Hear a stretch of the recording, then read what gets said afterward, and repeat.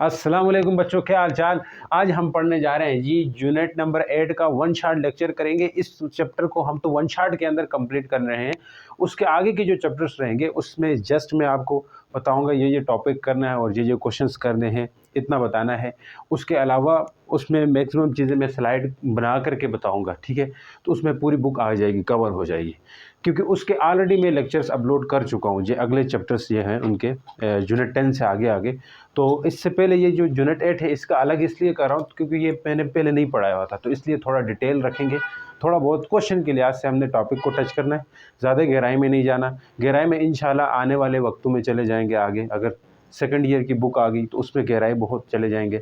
साल पूरा होगा तो उसमें पूरी बुक को एकदम मतलब गहराई में उतर के और अच्छे से समझेंगे और अच्छे से करेंगे। तो बच्चों, अगर इसी तरह आप लोगों का प्यार रहा ना, तो अगर सेकंड ईयर के अंदर जाएंगे वहाँ पे और सब्जेक्ट्स के टीचर्स भी आपको मिलेंगे इसी चैनल के अंदर। तो आपको कहीं जाके इतनी भटकने की ज़रूरत नहीं पड़ेगी। सारा कंटेंट अच्छे से एक ही तरह से आपको मिलेंगे और साथ ही साथ मतलब आपने पढ़ाई करते रहना है कि आप लोगों का सपोर्ट होना चाहिए, बस इतनी सी, और हमें और कोई नहीं चाहिए।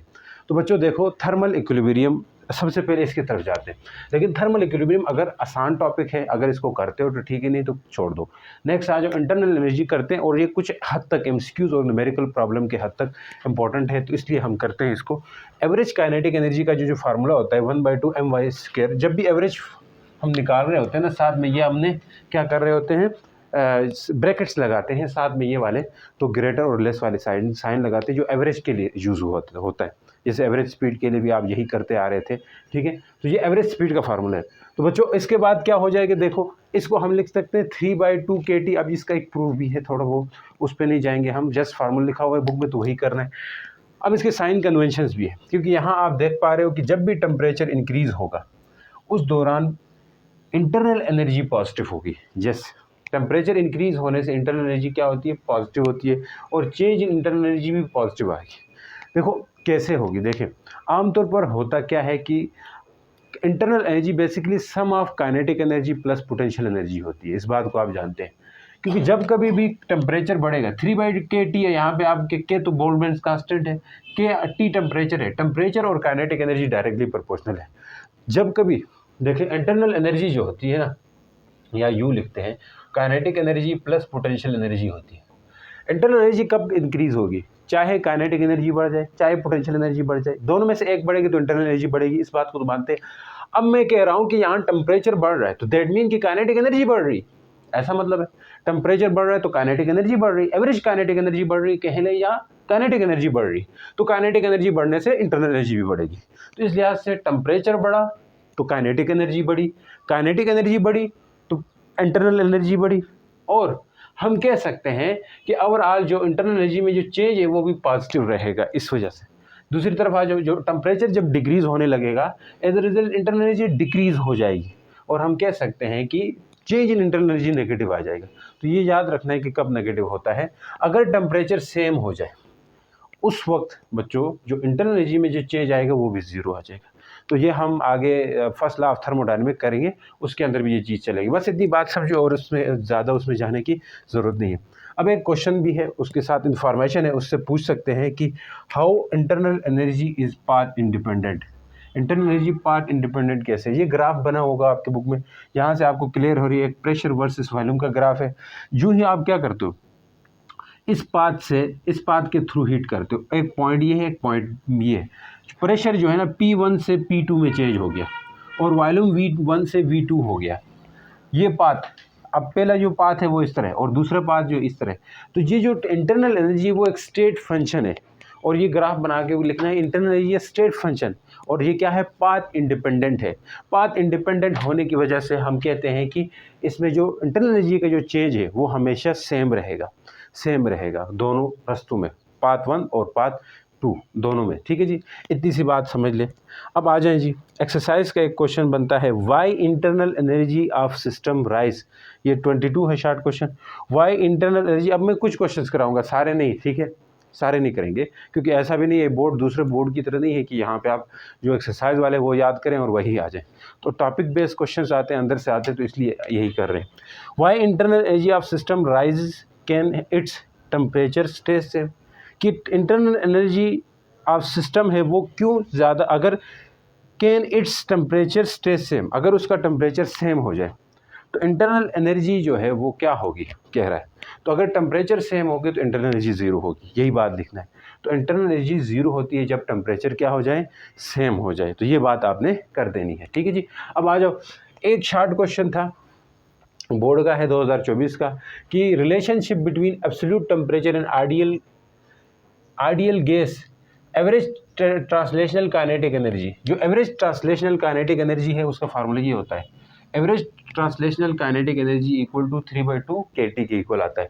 इनके बीच में रिलेशन बताना है। तो ये इधर से फाइंड किया है, ऑप्शन दिए हुए हैं, ये इधर से ही पूछा गया है, ठीक है जी। ये बीच में बुक में नहीं था, अब दोबारा लाया तो इसलिए ये आ सकता है।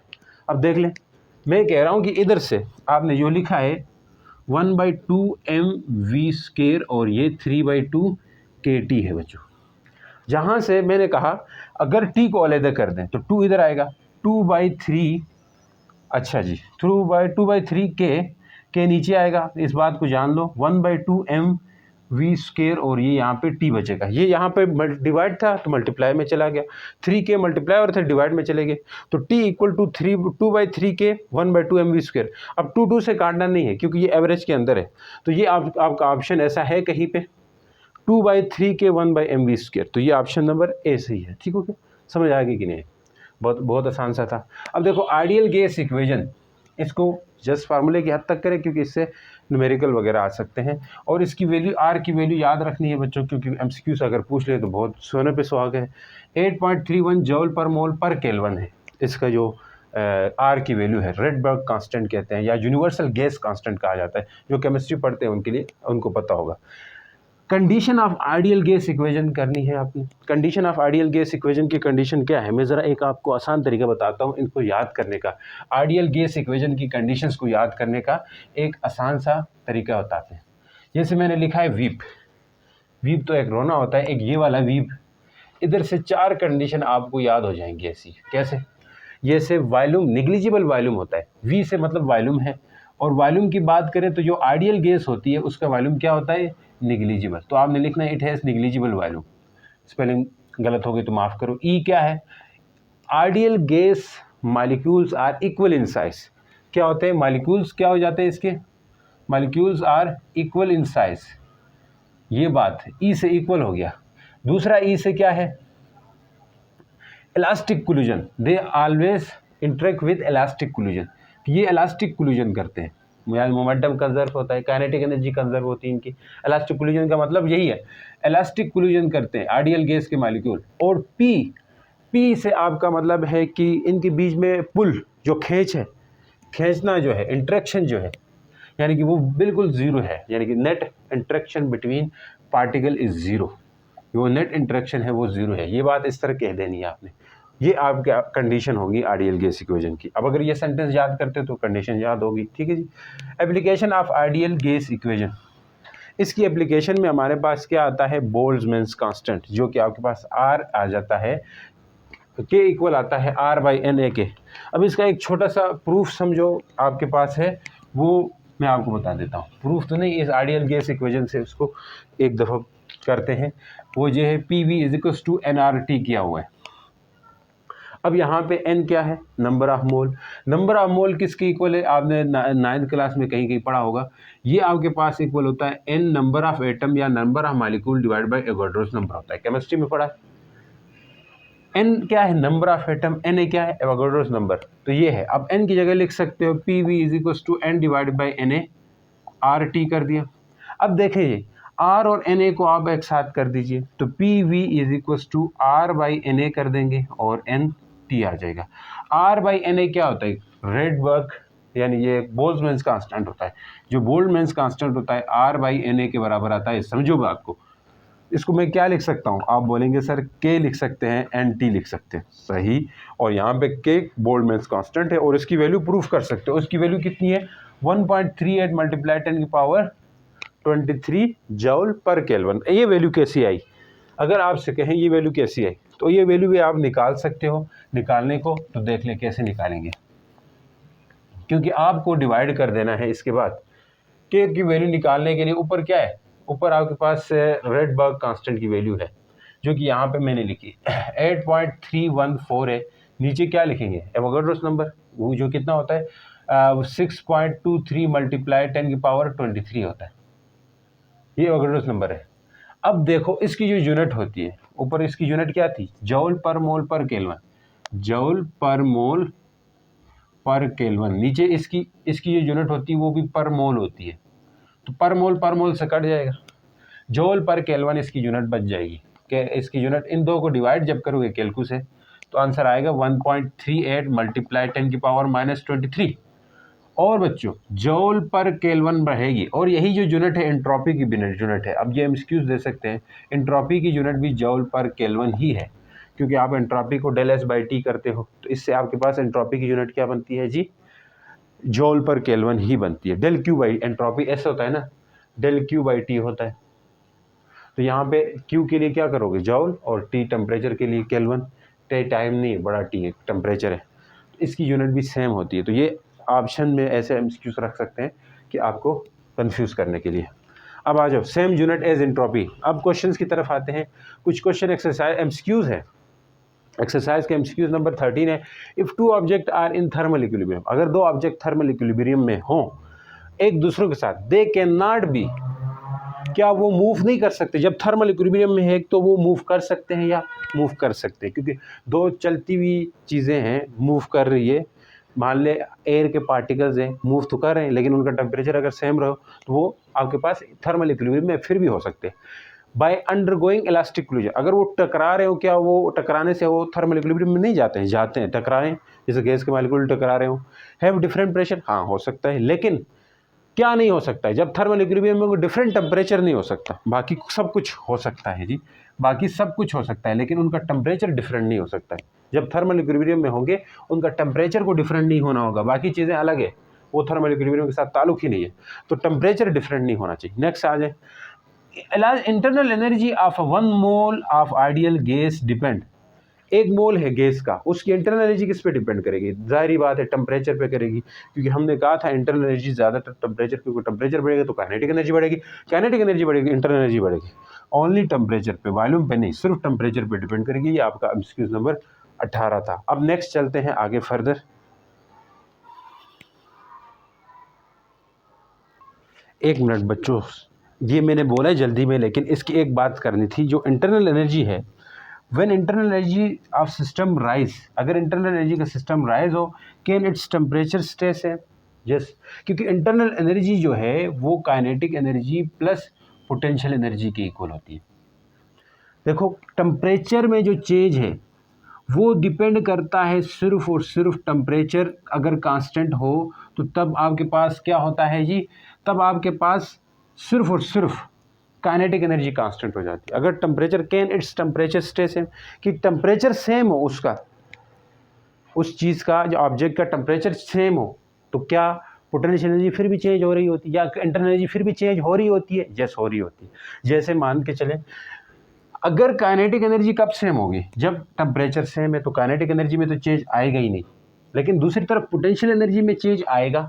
कैसे आएगा, क्योंकि पोटेंशियल एनर्जी में चेंज आने से भी इंटरनल एनर्जी में भी चेंज आ सकती है, क्योंकि अगर टेम्परेचर सेम हो गया तो तब इस पर ठप्पा लग गया काइनेटिक एनर्जी में कि ये नहीं बढ़ सकती, तो पोटेंशियल एनर्जी में चेंज आकर के भी इंटरनल एनर्जी चेंज हो सकती है। तो ये बात लिखनी है। और एग्जांपल के तौर पर देख लो, जैसे आइस होता है, आइस मेल्ट होता है ना, आइस मेल्ट होता है, तो उस वक्त मेल्ट होने के दौरान जो एक आइस है उसका टेम्परेचर भी 0 डिग्री होता है, और जो मेल्ट हुआ पानी होता है उसका टेम्परेचर भी 0 डिग्री होता है, सेम होता है। उस वक्त उसकी काइनेटिक इंटरनल एनर्जी में तो चेंज आ रहा है, उस बर्फ़ के या आइस के टुकड़े में इंटरनल एनर्जी में चेंज आ रहा है, लेकिन काइनेटिक एनर्जी उसमें चेंज नहीं आ रहा, काइनेटिक एनर्जी में चेंज नहीं आ रहा। अब वो जो इंटरनल एनर्जी में चेंज आ रहा है वो किस वजह से आ रहा है, पोटेंशियल एनर्जी में, क्योंकि मॉलिक्यूल्स जो है ना उसकी ब्रेक हो रहे हैं, तो मॉलिक्यूल से ब्रेक होने से, इंटरमॉलिक्यूलर फोर्स की ब्रेक होने से पोटेंशियल एनर्जी चेंज हो रही है, और पोटेंशियल एनर्जी के चेंज होने से इंटरनल एनर्जी चेंज हो जाती है। उम्मीद करता हूँ समझ आ गई। अब आगे जाते हैं। तो अब चले बच्चों, नेक्स्ट है एक्सरसाइज का क्वेश्चन, एमसीक्यूज करते हैं, साथ साथ पुराने सालों के क्वेश्चन भी करेंगे, आईडिया मिलेगा। यहाँ आप लोगों को साथ साथ में क्वेश्चन भी करवा रहा हूँ, एक तरह से तैयारी भी हो रही है। ऐसा मत समझो वीडियो बहुत लेंथी है, बाज़ बच्चे कहते हैं सर वीडियो बहुत लेंथी है, बहुत मुश्किल है। साथ देखने से आपकी कंसेप्ट भी बन रहा है, रिवीजन भी हो रही है और क्वेश्चन भी मिल रहे हैं, तो अच्छी चीज़ नहीं है इस तरह? बताओ ज़रा। अब देखें एमसीक्यूज नंबर 1 है, real gas can approximated to ideal gas. Real gas ideal gas कब बन जाता है? रियल गैस जो आम गैस है, ऑक्सीजन हाइड्रोजन जो भी है, रियल गैस है। अब ये आइडियल गैस बनने की तरफ, अब आइडियल गैस की कंडीशंस हमने पढ़ रखी थी, ठीक है जी। तो आइडियल गैस की कब बन सकता है? जब डेंसिटी बहुत कम हो, प्रेशर बहुत हाई हो, हाई डेंसिटी हो, लो टेम्परेचर हो। देखो बच्चों, हाई डेंसिटी रहेगी तो मॉलिक्यूल्स बहुत पास पास होंगे, तो कोलिजन का चांसेस बढ़ेगा और इनइलास्टिक कोलिजन होगा। एज ए रिजल्ट वो उनका जो कोलिजन है वो भी नहीं होगा, तो ऐसे इनइलास्टिक होगा तो वो रियल गैस आइडियल गैस नहीं बन सकेगी। लो टेम्परेचर पे भी नहीं होगा, ठीक है। वो जब भी लो टेम्परेचर होता है तो गैसेस जो है ना वो आपके पास कंप्रेस हो जाएंगी। एज ए रिजल्ट क्या हो सकता है? नहीं हो सकता। हाई प्रेशर पे भी नहीं होंगे, प्रेशर ज़्यादा अप्लाई करने से, और लो डेंसिटी पे होंगी। देखो जब डेंसिटी लो होगी तो उस वक्त प्रेशर क्या होगा? हाई नहीं होगा, बल्कि प्रेशर भी लो होगा। प्रेशर भी लो होगा और टेम्परेचर हाई होगा, तो इसलिए हम कह सकते हैं लो डेंसिटी पे टेम्परेचर हाई होने से मॉलिक्यूल पास नहीं होते बल्कि दूर चले जाते हैं, ठीक है। तो एज ए रिजल्ट आप कहते हो कि लो डेंसिटी पे आपके पास रियल गैस आइडियल गैस बन सकती है। आ जाओ, find number of molecules of air. ये एक्सरसाइज का न्यूमेरिकल नंबर 1 है। अब इस तरह करा रहा हूँ, इस तरह मिलते जुलते आ सकते हैं, इसलिए कि नंबर ऑफ मोल्स फाइंड करें एयर का। इन्फ्लेटेड बैलून ऑफ रेडियस, एक रेडियस, बैलून का रेडियस जो है ना, एक बैलून है, उसका जो रेडियस आर दिया हुआ है 10 सेंटीमीटर दिया हुआ। अगर इसको मीटर में करना चाहें तो क्या हो जाएगा? 10 इंटू 10 की पावर -2 कर देंगे। मीटर सेंटी की वैल्यू लगा दी, सेंटी -2 होता है, आपको पता है। प्रेशर कितना है? प्रेशर की बात कर रहे हैं कि प्रेशर है 180 किलो केपीए। केपीए का मतलब है किलो पास्कल, तो 180 लिखोगे और किलो की जगह 10 की पावर 3 पास्कल कर दोगे। इतनी बात समझ आ गई। रूम टेम्परेचर, तो टेम्परेचर भी दिया है, रूम टेम्परेचर 27 डिग्री होता है और इसको केल्विन में करोगे ना 300 केल्विन के आसपास आ जाता है। समझ चुके हैं। अब पूछा क्या है? Find number of volume. देखो अब नंबर ऑफ वॉल्यूम के लिए फार्मूला था जनरल गैस इक्वेशन, तो ये क्या है? NRT। देखो क्या आर है हमारे पास, वो तो याद होता है 8.314 जॉल पर मोल पर केल्विन कर देंगे। क्या है ये? आर की वैल्यू है। टेम्परेचर भी है, वॉल्यूम नहीं है। वॉल्यूम निकाल सकते हैं क्योंकि रेडियस दिया हुआ है। तो बैलून कैसा है? बैलून आप कहेंगे सर स्फेयर जैसा है, तो इसका वो होता है वॉल्यूम 4/3, 3/4 आई थिंक। क्या होता है 4/3 या 3/4 है? 4/3, 4/3 पाई आर स्क्वायर के बराबर होता है। 4 रखोगे, 3 पाई की वैल्यू 3.14, आर की जगह क्या लिखोगे? 10 × 10 की पावर -2। अब वॉल्यूम इधर से निकलेगा, आर दिया हुआ है, टी भी दिया हुआ है, पी भी दिया हुआ है, तो बात किसकी हो रही है? वी भी दिया हुआ है, एन निकालना है। तो एन इक्वल होगा P V divide by R T कर दोगे। पी कितना है वहाँ से डाल दो जी, 180 10 की पावर 3 रहेगा। वी कितना है यहाँ से, ये इधर ये कैलकुलेट करोगे, इसको पुट करेंगे, यहाँ पे जो भी आता है कर दो। नेक्स्ट आ जाओ, आर क्या है? 8.314 लिखोगे और टी आपके पास कितना है जी? 300 लिखोगे। इस तरह करके आपका आंसर आ जाएगा। तो बड़ा आसान है, आपको आना चाहिए। थोड़ी बहुत केमिस्ट्री भी इसके अंदर लग रही है। देखें अब काइनेटिक मॉलिक्यूलर थ्योरी को आपने करना है, लेकिन इसके अंदर अजम्पशंस याद करें, इसकी जो पास्टुलेट्स हैं वो याद करने हैं। ये पास्टुलेट्स बोर्ड के पेपर्स में पूछे गए हैं पुराने सालों में भी, इसलिए मैं कह रहा हूँ पास्टुलेट्स याद करने हैं। Postulates of kinetic molecular theory 2014 के अंदर रखा था। अब ये देखें, जब भी कोई फाइनाइट वॉल्यूम हो, किसी भी ऐसा वॉल्यूम जहाँ पे कोई फाइनाइट वॉल्यूम हो, किसी ऐसी जगह जिसको कोई फिक्स वॉल्यूम वाली जगह हो, यानी कि इसके अंदर कोई ना कोई गैस पड़ी हो, ऐसी जगह हो, तो वहाँ हमेशा large number of gas molecule होते हैं। अब यहाँ एक ट्रिक बताई है, monkey set randomly clapping fearlessly. Monkeys जो है ना बैठी हुई है रैंडमली और वो क्लैपिंग कर रही है बगैर डरे। तो खैर इससे आपका कोई ताल्लुक नहीं है, याद करने का तरीका है। अगर कोई फाइनाइट वॉल्यूम हो किसी गैस का, अब उस फाइनाइट वॉल्यूम के अंदर लार्ज नंबर ऑफ मॉलिक्यूल्स होते हैं, m से मॉलिक्यूल्स हो गए, कितने होते हैं? Large number of molecules consist करते हैं किसी भी फाइनाइट वॉल्यूम के अंदर। गैस के मॉलिक्यूल लार्ज नंबर ऑफ होते हैं, ठीक है। अब छोटा सा वॉल्यूम लोगे उसके अंदर भी लार्ज नंबर ऑफ, फाइनाइट मतलब छोटा सा वॉल्यूम लोगे उसके अंदर, छोटा सा वॉल्यूम लोगे उसके अंदर भी क्या होंगे? लार्ज नंबर ऑफ मॉलिक्यूल्स होंगे।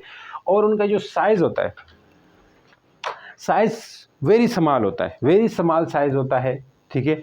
गैस मालिक्यूल का वेरी स्मॉल साइज होता है और ये रेंडमली कोलिजन करते हैं। अब रियल गैस की अलग केस है, ये आइडियल गैस की अलग केस है।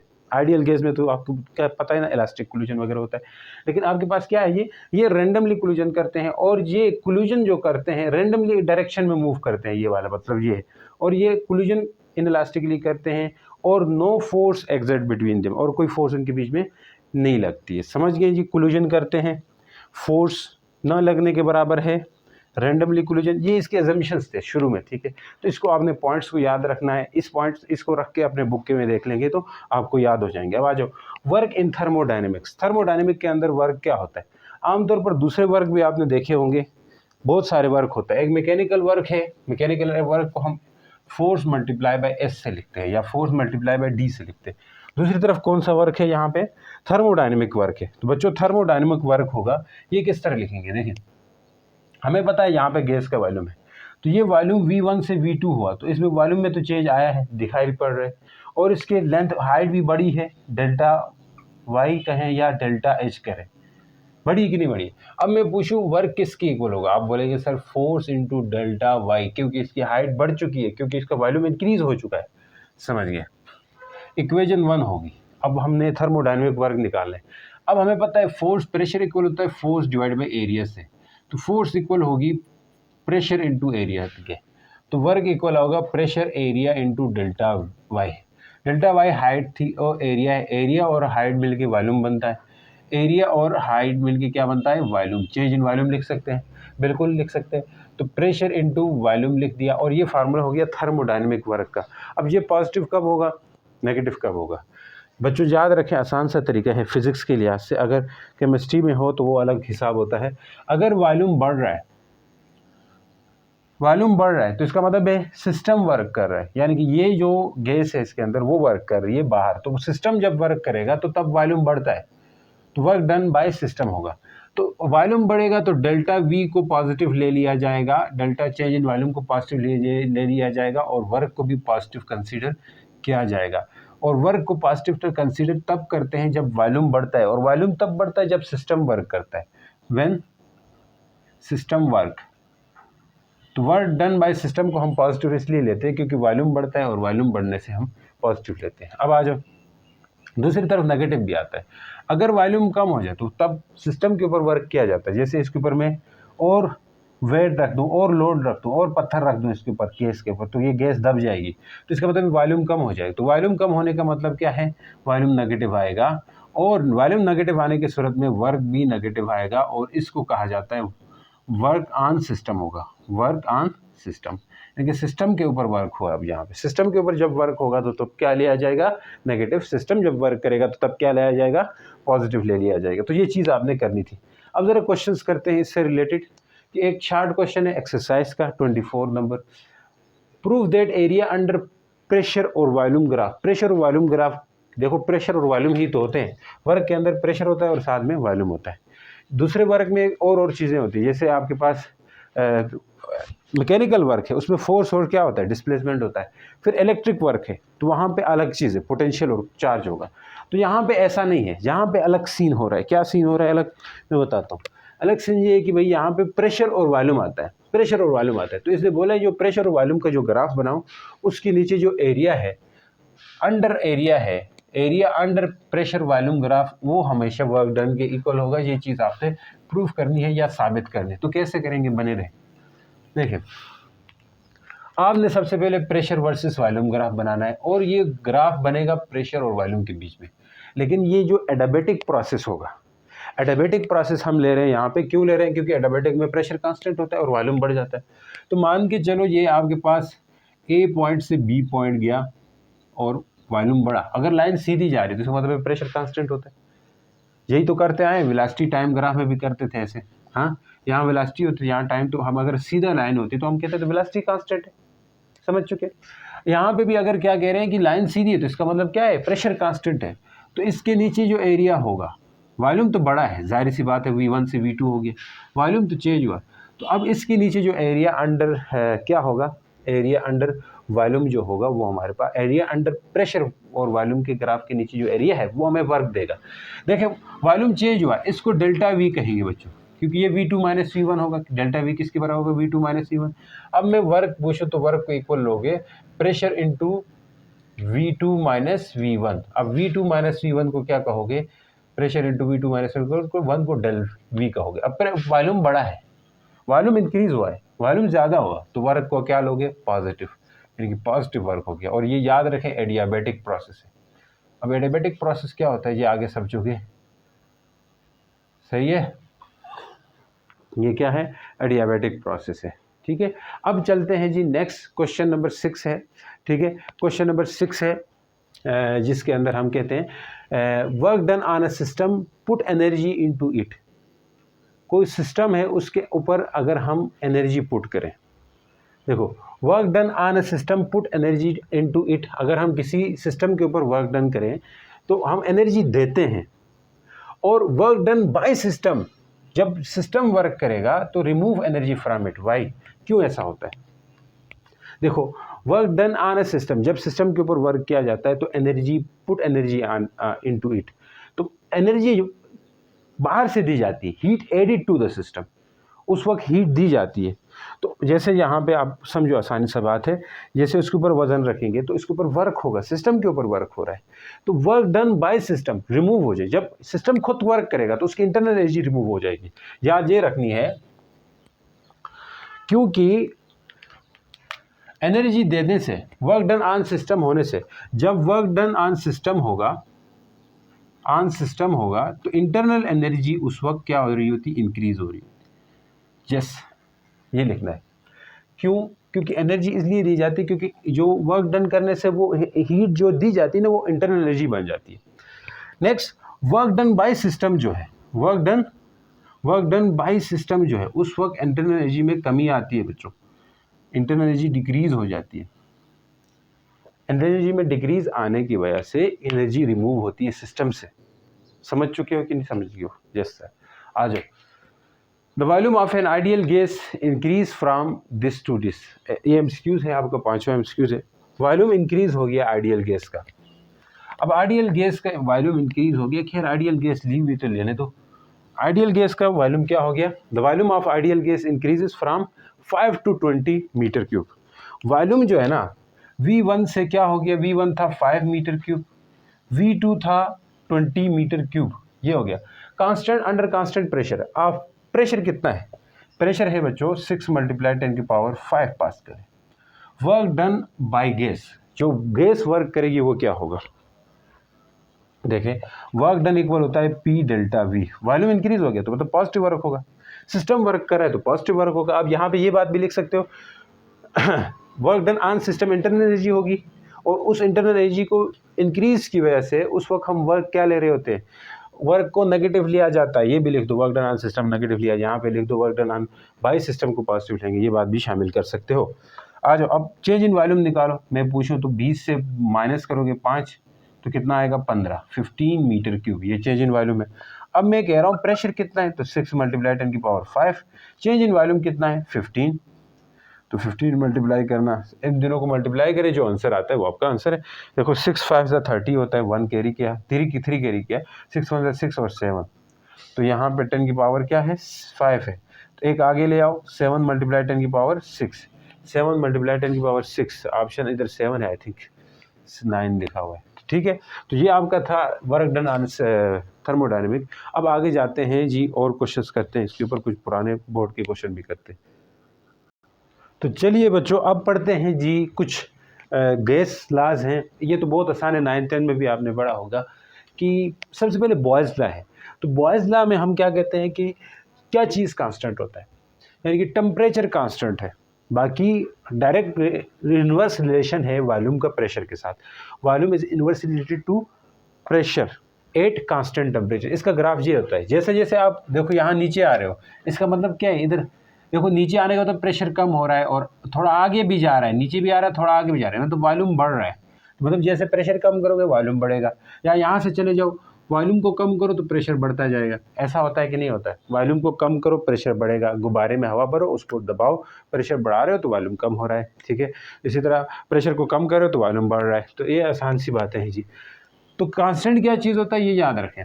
अब चार्ज लॉ ये भी आपको आता होगा, डायरेक्ट वेरिएशन है टेम्परेचर और वॉल्यूम की। जो ही टेम्परेचर बढ़ाएंगे वॉल्यूम बढ़ेगा, ठीक है। किसी चीज़ को गर्म करते हो, चाय गर्म करते हो, टेम्परेचर बढ़ाते हो तो वॉल्यूम बढ़ता है, ठीक है, ढक्कन उठ जाता है। तो ये ऐसे समझो, यहाँ पे क्या चीज़ कांस्टेंट होगा, प्रेशर कांस्टेंट होना चाहिए, वॉल्यूम। जब वॉल्यूम प्रेशर कांस्टेंट हो तब आपके पास चार्ज लगेगा, ठीक है। और ये आगे आते आते ये इमेजनरी होता है जहाँ पे -273 डिग्री, यानी जिसे एब्सोल्यूट टेम्परेचर कहते हैं, और उस टेम्परेचर पे जाके ये एक्सिस से मीट करता है। लेकिन ये पॉसिबल नहीं है, समझ गए हो कि नहीं, पॉसिबल नहीं है। तो अब इसमें कौन सा क्या कांस्टेंट है, यहाँ पे प्रेशर कांस्टेंट है, यहाँ पे टेम्परेचर कांस्टेंट है। तीन चीज़ें हैं ना। पीटीवी गैस वेरिएबल कहा जाता है इनको, PTV Pakistan television, pressure, temperature, volume, इन तीनों का रिलेशन की बात हो रही है। जब इनमें से दो का रिलेशन होगा, एक को कांस्टेंट रखना होगा, दो का रिलेशन होगा, एक को कांस्टेंट। जैसे यहाँ पे प्रेशर और वॉल्यूम का है था रिलेशन, टेम्परेचर कांस्टेंट था। नीचे आ जाओ तो किसके बीच में वॉल्यूम और टेम्परेचर का रिलेशन था, लेकिन प्रेशर कांस्टेंट था। नीचे एक होता है गे लस्किक ला है, क्या है, लस्सी ला है, मुझे भी बोलते हो। ये वाला ला क्या कहता है कि यहाँ पे प्रेशर और टेम्परेचर का रिलेशन है, यानी कि प्रेशर और टेम्परेचर, वॉल्यूम कांस्टेंट होता है। इस केस में क्या कांस्टेंट होगा, वॉल्यूम कांस्टेंट होगा बच्चों।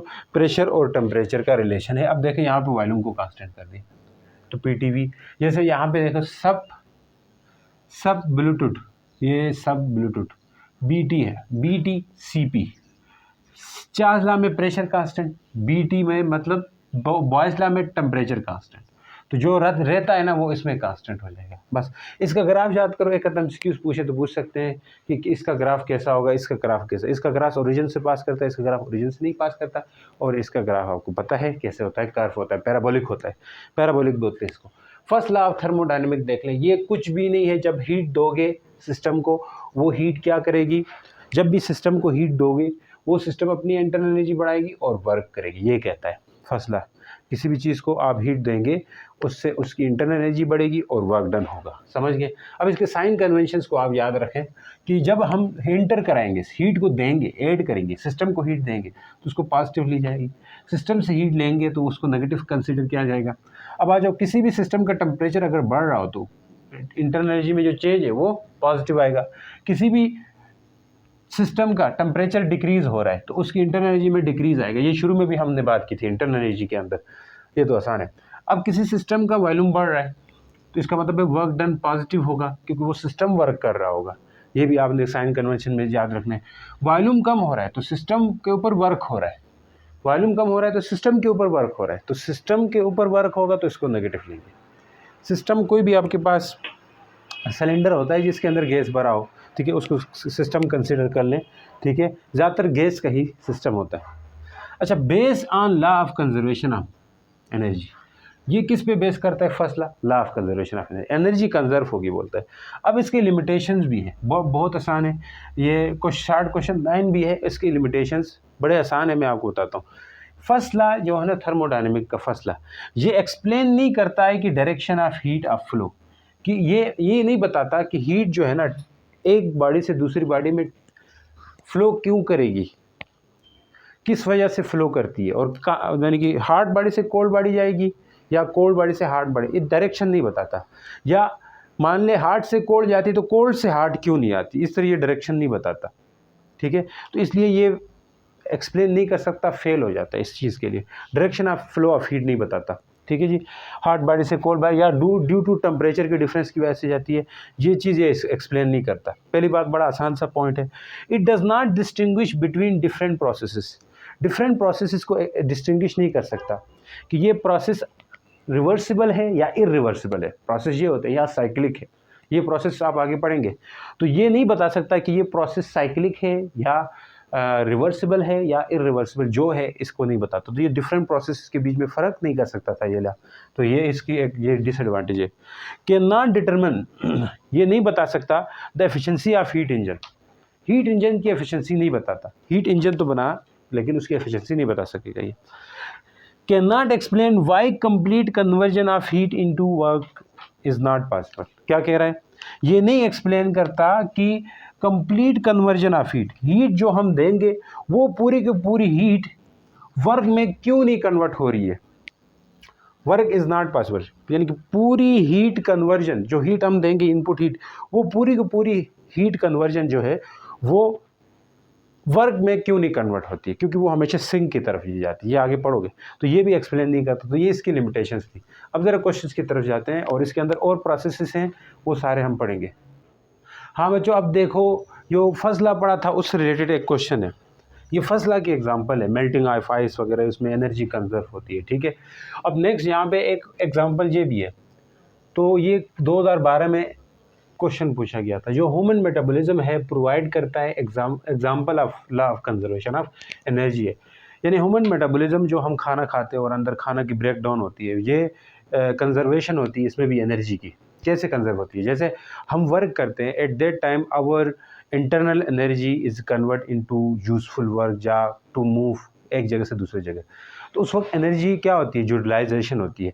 As a result our temperature falls, हमारा टेम्परेचर गिरता है। आपको पता है जब भूख लगती है, सर्दी लगती है, वो इसलिए लगती है क्योंकि हमारा टेम्परेचर गिर रहा होता है, हमारा टेम्परेचर फॉल कर रहा होता है, क्योंकि हम खाना नहीं खा चुके होते हैं। तो हमें टू कंजर्व द एनर्जी हम क्या करते हैं? बाहर से और फूड ले लेते हैं, खाना ले लेते हैं, तो as a result energy conserve होती है। तो ये जवाब है इसका। तो इसका मतलब ये है कि आपने जितने भी फर्स्ट लॉ ऑफ थर्मोडायनेमिक के एग्जांपल है बुक के आखिर में देखो, उनको तैयार करके जाना है, आपने पूछ सकते हैं। Application of first law of thermodynamics, ये बहुत ज़्यादा इंपॉर्टेंट है। फर्स्ट लॉ के एप्लीकेशंस जो आइसोथर्मल प्रोसेस, एडियाबैटिक, ये सब कुछ आपने करके जाना है। इसकी कर्व को भी आपने समझना है, ताकि अगर इनकी कर्व समझ आ गई, आगे कार्नेट हीट इंजन वगैरह पढ़ोगे इसमें भी, वो भी आसानी हो जाएगी। अब देखो आइसोथर्मल प्रोसेस, आइसोथर्म, थर्म कहते हैं हीट, मतलब यानी कि टेम्परेचर कांस्टेंट। ऐसा ऐसा ऐसा ऐसा ऐसा ऐसा ऐसा ऐसा ऐसा प्रोसेस जिसमें टेम्परेचर कांस्टेंट हो, उसे हम क्या कहते हैं? आइसोथर्मल के प्रोसेस कहते हैं। टेम्परेचर कांस्टेंट है। अब सोचो, हमारे पास फर्स्ट लॉ था delta Q equal to delta U plus delta W, या डब्ल्यू भी लिख सकते हैं या डेल्टा डब्ल्यू भी लिख सकते हैं, मसला नहीं। अब देखें टेम्परेचर सेम हो, हमने शुरू में इंटरनल एनर्जी में बात की थी, इंटरनल एनर्जी के लिए साइन कन्वेंशन हमने लिए थे, वहाँ पे हमने ये बात कर रखी थी कि जब भी टेम्परेचर कांस्टेंट होगा उस वक्त इंटरनल एनर्जी का चेंज जीरो हो जाएगा। इंटरनल एनर्जी में जीरो चेंज आएगा, कोई चेंज आएगा ही नहीं। तो मैं यहाँ पे इंटरनल एनर्जी का चेंज अगर जीरो पुट कर दूँ तो क्या होगा? बोलो, इंटरनल एनर्जी में चेंज जीरो होगा, तो यहाँ पे ये चीज़ जीरो हो जाएगी। क्यों जीरो होगा? क्योंकि टेम्परेचर सेम है। अगर टेम्परेचर सेम होता है, टेम्परेचर बढ़ता है तो इंटरनल एनर्जी पॉजिटिव होती है, टेम्परेचर घटता है तो इंटरनल एनर्जी नेगेटिव होती है, टेम्परेचर सेम हो तो इंटरनल एनर्जी जीरो होती है। अब हमेशा जीरो नहीं, क्योंकि इंटरनल एनर्जी अगर पोटेंशियल एनर्जी की चेंज हो रही तो फिर हम वहाँ पे वो बात अलग होगी, वो हमने एक क्वेश्चन में पढ़ा था। लेकिन यहाँ के लिए मान ले टेम्परेचर कांस्टेंट और इंटरनल एनर्जी में चेंज जीरो, तो लिहाजा जो डेल्टा क्यू है वो डेल्टा डब्ल्यू के बराबर आएगा। तो इसका मतलब ये है कि आप जितनी हीट दोगे उससे वर्क होगा, कि कोई सिस्टम खुद नहीं रखेगा। हमेशा क्या होता है, जब आप हीट देते हो तो वो सिस्टम फिर हीट थोड़ी खुद रखता है और थोड़ी सी वर्क करता है, सिस्टम ऐसा करता है। तो ऐसा क्या है कि यहाँ पे अब सिस्टम अपने अंदर हीट नहीं रखेगा। सिस्टम खुद हीट रखने का मतलब क्या है कि सिस्टम अपनी इंटरनल एनर्जी बढ़ाता है, उसकी काइनेटिक एनर्जी बढ़ेगी, इसके अंदर मालिक्यूल्स वाइब्रेट करेंगे, ब्ला ब्ला ब्ला, ये चीज़ें क्या है, उसकी इंटरनल एनर्जी बढ़नी। इसका मतलब है उसने खुद रखी है हीट, इसका मतलब हीट नहीं रखा। अब इस दफ़ा आइसोथर्मल के टाइम पे हीट नहीं रखा क्योंकि हमने टेम्परेचर कांस्टेंट रखा, और उससे जितना भी वर्क किया, जितना भी आपके पास हमने इंटरनल एनर्जी हीट दी, वो सारी के सारी वर्क में कन्वर्ट होगी। तो for isothermal process first law of thermodynamic को ऐसे लिखा जाता है। अब ये एमसीक्यूज में भी पूछा जाता है कि आइसोथर्मल प्रोसेस के लिए फर्स्ट लॉ ऑफ थर्मोडायनेमिक की जो एक्सप्रेशन इक्वेशन है वो ये बनती है, यानी कि इंटरनल हीट जो है वो वर्क डन के इक्वल होती है आइसोथर्मल प्रोसेस के लिए, ये याद रखें, ठीक है। अब इसमें नेक्स्ट बात है, यहाँ पे हमने कहा कि इसके अंदर दो तरह की बातें होती हैं, यानी कि वर्क डन होने की, एक होता है आइसोथर्मल कंप्रेशन, एक होता है आइसोथर्मल एक्सपेंशन। अब देखिए, जैसे एक्सपेंशन की बात करें, वॉल्यूम बढ़ने को एक्सपेंशन कहते हैं, वॉल्यूम कम होने को क्या कहेंगे? कंप्रेशन कहेंगे। अगर वॉल्यूम बढ़ता है तो इसका मतलब है एक्सपेंशन है, समझ गए? बात सही जाहिर है। वॉल्यूम अगर कम हो रहा है तो कंप्रेशन है, बात सही समझ आ रही है। अब देखें, जहाँ इस जगह पे प्रेशर P1 से P2 हुआ, प्रेशर घट गया, नीचे आ गया, ग्राफ में समझो, प्रेशर और वॉल्यूम का ग्राफ है। प्रेशर कम हो रहा है, इसका मतलब है वॉल्यूम बढ़ रहा है, देखो तो आगे जा रहा है, उस तरफ जाने को वॉल्यूम बढ़ रहा है, तो वॉल्यूम बढ़ रहा है। वॉल्यूम जब P1 पे था उस वक्त वॉल्यूम V1 था, इसी तरह जब प्रेशर P2 हो गया उस वक्त वॉल्यूम V2 हो गया, तो वॉल्यूम बढ़ रहा है और प्रेशर कम हो रहा है। तो इसका मतलब है कि आप जब P1 से P2 जाओगे उस वक्त आपके पास टेम्परेचर तो सेम है, यहाँ पे लिखा हुआ भी है, P1 से P2 जाओगे उस वक्त आपके पास ये एक्सपेंशन हो रहा है, इसको कहेंगे आइसोथर्मल एक्सपेंशन। टेम्परेचर को कांस्टेंट रखते हुए हमने वॉल्यूम बढ़ाया, टेम्परेचर को कांस्टेंट रखते हुए हमने वॉल्यूम बढ़ाया। अब P2 से P1 जा रहे हैं, उस वक्त हमने क्या करना है कि इसका जो प्रेशर है वो बढ़ रहा है, प्रेशर बढ़ रहा है। देखो वॉल्यूम, अब देखो इधर आते आते P1 तक आते आते आप इतना आगे आ चुके हो, V1 आगे आ चुके हो, तो इसका मतलब वॉल्यूम घट रहा है, प्रेशर बढ़ रहा है, तो ये हो गया आइसोथर्मल कंप्रेशन। ये दो चीज़ें आपने याद रखनी है कि प्रेशर बढ़ा और प्रेशर कम हुआ। अब एक्चुअल मतलब इसके बहुत सारे हैं, लेकिन उस पर जाएंगे टाइम लगेगा, ग्राफ समझो हल्का हल्का। अब आ जाओ एडियाबेटिक प्रोसेस के ऊपर। एडियाबेटिक आपके पास उस प्रोसेस को कहते हैं जहाँ पे हीट का चेंज जीरो हो, कि आप सिस्टम को हीट दे ही ना। देखो ये डेल क्यू मतलब हम सिस्टम को हीट देते हैं, डेल यू मतलब कि सिस्टम की हीट बढ़ती है इंटरनल एनर्जी, और डेल डब्ल्यू का मतलब सिस्टम वर्क करेगा, यही मतलब है।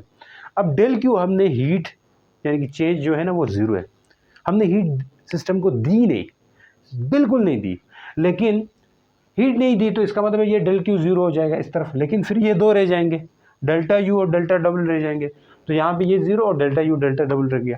अब वर्क को या इसको उधर ले जाए इंटरनल एनर्जी को, तो ये माइनस आएगा, वर्क इक्वल आएगा minus time del U. Minus time del U का मतलब क्या है कि अब जो वर्क हो रहा है, लेकिन वो वर्क सिस्टम अपनी अंदर खुद की अपनी एनर्जी लगा के वर्क कर रहे हैं, सिस्टम अपनी इंटरनल एनर्जी लगा के वर्क कर रहा है। इस टाइम पे सिस्टम अपनी एनर्जी खुद लगा के वर्क कर रहा है, और वो खुद ब खुद जो है ना इसका वॉल्यूम बढ़ रहा है और वर्क हो रहा है। अब देखें वर्क हो रहा है, वर्क आ गया। अब ये भी पूछ सकते हैं एडियाबेटिक प्रोसेस के लिए आपके पास जो वर्क है वो किसके इक्वल होता है, ये भी याद रखो। अब आ जाओ, जैसे कि इसकी जो एग्जांपल्स है वो वहाँ से याद कर लो जी। अब देखें P1 से P2 गए, कहाँ से गए, P1 से P2 गए। अब देखो यहाँ से P1 पे टेम्परेचर ज़्यादा था, देखो इसमें टेम्परेचर कांस्टेंट नहीं है, मैं बताऊं एडियाबेटिक प्रोसेस में टेम्परेचर कांस्टेंट नहीं होता। जब P1 था उस वक्त टेम्परेचर T1 था, और जब P2 पे गया तो टेम्परेचर चेंज हो गया, यानी कि टेम्परेचर चेंज हो गया, पहले टेम्परेचर से दूसरा टेम्परेचर बढ़ा है, दूसरे से टेम्परेचर कम हुआ, टेम्परेचर कम हुआ, तो इसका मतलब है जब सिस्टम खुद वर्क करता है तो उसका टेम्परेचर गिरता है। इसका मतलब P1 से P2 गया, जब सिस्टम खुद वर्क करेगा उसका टेम्परेचर गिरेगा, फॉल करेगा, क्योंकि जब आप काम करते रहेंगे तो आपका टेम्परेचर गिरेगा, इसलिए आपको सर्दी लगेगी। काम करते रहेंगे, सर हम तो गर्म होते हैं, नहीं, काम करने के बाद जब आपको भूख लगेगी तो भूख लगने की वजह से आप क्या होते हैं, आपको ठंड लगती है, ठीक है, वरना हीटअप तो होते हैं। तो इसका मतलब है आपका सिस्टम अपने अब आप अपनी इंटरनल एनर्जी लगा के वर्क कर रहे, ठीक है, फिर थोड़ा टाइम वर्क करना बंद करेंगे तो आपको सर्दी लगेगी। अब देखें यहाँ से यहाँ आ गए आप, जहाँ से यहाँ आ गए P1 से P2, तो टेम्परेचर पहले ज़्यादा था, अब टेम्परेचर कम हुआ, लेकिन उस वक्त वॉल्यूम V1 था और P2 पे जाके वॉल्यूम V2 हुआ। अब वॉल्यूम में तो चेंज आया, तो इसका मतलब ये जो वर्क हुआ है ये आपके पास एडियाबेटिक प्रोसेस हुआ। अब इसके क्वेश्चंस करेंगे ज़रा और समझ आएगी। अब इसी तरह दो तरह एक्सपेंशन होते हैं, एक एडियाबेटिक एक्सपेंशन होता है, एक एडियाबेटिक कंप्रेशन होता है। जब हम P1 से P2 जाएंगे तो ये होगा एक्सपेंशन, क्योंकि वॉल्यूम बढ़ता है। देखो P1 से P2 जाने से वॉल्यूम बढ़ा है, P2 से P1 जाएंगे तो वॉल्यूम कम हो रहा है, तो एडियाबेटिक कंप्रेशन बोलेंगे। अब एक क्वेश्चन है आपके बुक में है, शॉर्ट क्वेश्चन इन्फॉर्मेशन में है, वहाँ पे देख लें। इफ़ हॉट एयर राइजेस, अगर गर्म हवा उठती है, why it becomes cooler at the top of mountain, यानी कि माउंटेन के ऊपर जाके वो ठंडी क्यों हो जाती है, या सी लेवल पे ठंडी क्यों हो जाती है हवा, गर्म हवा, इसलिए होती है क्योंकि वहाँ पे एडियाबेटिक एक्सपेंशन। अब देखें, क्योंकि वहाँ पे जो ही हवा गर्म हवा ऊपर जाएगी पहाड़ों पे, तो पहाड़ों पे जाते जाते पहाड़ की हाइट होती है, माउंटेन की हाइट होती है, और माउंटेन में प्रेशर कम होता है, समझ रहे हो, प्रेशर कम हो जाएगा तो ये एडियाबेटिक कंप्रेशन हो जाएगी। क्या हो जाएगी, एक्सपेंशन नहीं, कंप्रेशन हो जाएगी। एडियाबेटिक कंप्रेशन की वजह से वो जो गर्म हवा है वो ठंडी हो जाती है, कूलर होती है, हवाएं जो है ना ठंडी होती है, क्योंकि वहाँ पे एडियाबेटिक क्या होता है, कंप्रेशन, प्रेशर घट जाता है, प्रेशर घट जाता है, सर प्रेशर नीचे आके घटता है, सॉरी, पर इधर आओगे ना नीचे आओगे, एडियाबेटिक एक्सपेंशन होगा, सॉरी, एडियाबेटिक एक्सपेंशन होगा, क्योंकि प्रेशर कम होगा, आप ऊपर जाएंगे माउंटेन के पीक पे, तो प्रेशर P1 से P2 हो जाएगा। प्रेशर देखो नीचे आ रहा है, गिरेगा, लेकिन वॉल्यूम बढ़ेगा तो गैस एक्सपेंड हो जाएगी ऊपर जाके, ठंडी हवा एक्सपेंड हो, गर्म हवा एक्सपेंड हो जाएगी, एक्सपेंशन होगी और प्रेशर कम होगा तो वो हवा ठंडी हो जाएगी। ये फ्रिज के अंदर भी यही होता है, फ्रिज के अंदर भी यही प्रोसेस होता है, वहाँ पे भी एक्सपेंशन कंप्रेशन साइक्लिक प्रोसेस के थ्रू ये काम करवाते हैं, वो वहाँ जाके समझेंगे। एडियाबेटिक एक्सपेंशन और आप बोलोगे एडियाबेटिक एक्सपेंशन की वजह से होती है, कंप्रेशन नहीं, समझो। अब है नेक्स्ट आइसोकोरिक प्रोसेस है, आइसोकोरिक। अब आइसोकोरिक प्रोसेस के अंदर वॉल्यूम कांस्टेंट होगा। क्या कांस्टेंट होगा? वॉल्यूम कांस्टेंट होगा। वॉल्यूम कांस्टेंट का मतलब है वॉल्यूम में चेंज जीरो आ गया। वॉल्यूम में जब चेंज जीरो आएगा तो वर्क भी जीरो हो गया। क्यों? क्योंकि हमें पता है वर्क इक्वल होता है पी डेल्टा वी के, ऐसा है कि नहीं? वॉल्यूम कांस्टेंट है, देखो वॉल्यूम क्या होता है, V2 माइनस V1 होता है। अगर V1 और V2 सेम है, V1 और V2 सेम है, तो यहाँ तो ये जीरो आएगा, VV लिखेंगे तो जीरो आएगा, तो इसका मतलब है चेंज इन वॉल्यूम जो है बच्चों वो जीरो आएगा। अब चेंज इन वॉल्यूम जीरो, तो यहाँ पुट कर तो वर्क भी क्या आएगा, आप बोलेंगे सर जीरो आएगा, वर्क क्या आएगा, जीरो, यानी कि वर्क जीरो हो गया। अब आप क्या कह सकते हो, सोचो ज़रा, यहाँ पे इस प्रोसेस में वर्क को जब जीरो पुट करेंगे, अब आ जाए जो आपका फर्स्ट लॉ ऑफ थर्मोडायनेमिक की इक्वेशन है वो भी चेंज हो जाएगी, उसमें भी शिफ्ट आ जाएगा। कैसे शिफ्ट आएगा? क्योंकि हमें पता है फर्स्ट लॉ ऑफ थर्मोडायनेमिक में डेल्टा क्यू किसके बराबर होता है, आप बोलेंगे sir delta U plus delta W के इक्वल होता है। बिल्कुल, delta U plus delta W के इक्वल होता है।